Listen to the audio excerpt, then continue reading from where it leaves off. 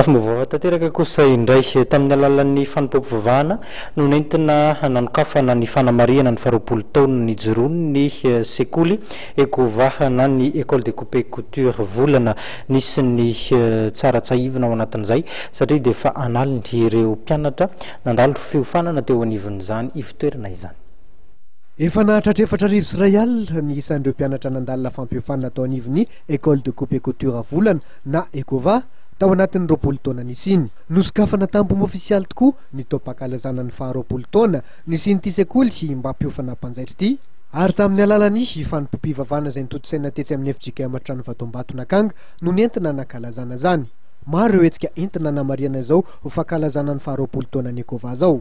Amin'ny fahaefatra amby roapolo volana Aogositra dia nisy ny hetsika iray anehoanay ny talentanay ny ataon'ny fianakavian'ny Ekova zany ao amin'ny palais de sport sitrapon'Andriamanitra. Ary ny famaranana ivony zany fahaefatra amby roapolo volana io ary ny famaranana dia ny fahafito amby roapolo volana Desambra izay atao any amin'ny CCI Ivato. Ny fankalazana moa dia raha ny Ekova rehetra eto Antananarivo. Rehefa misy ny fankalazana ohatr'izao dia etsy andaniny ihany koa ny tsangambato. Tsy maintsy misy ny marika sy ny famantarana ny amin'izay tsangambato izay.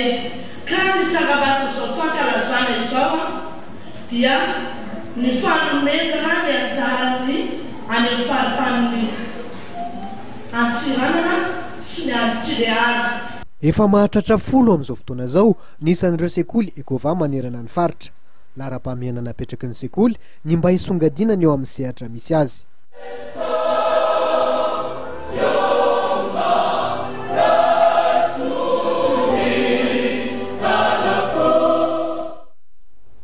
Hatreto ny fampahalalam-bavantsika toko lasy topoko vavy tsara ny mampatsiahy antsika fa mitobaka eny an-tsena raha ny fanazavana amin'izao fotoana izao ny henan-kisoa misy pozina sy alatra raha ny fanazavana azo manentana ny mpanjifa mba ho mailo amin'ny fividianana ny henan-kisoa eny amin'ny ivon'ny tsena eny araka izany ny tompona ndraiky teo anivon'ny ministera izay voasahana ao amin'izany isorana fiaina toko lasy topoko vavy tsy nasaraka tamin'ny fahitalavitra ma-TV tao anatin'izay fotoana ny fampahalalam-bavao izay ary tsy saraka aminy ihany koa ao anatin'ireo toy ny fandaharana eto anivony fahitalavitra ao amin'ny rapitso amin'ny valora arivo indray ny fotoana antsika manaraka veloma tompoko.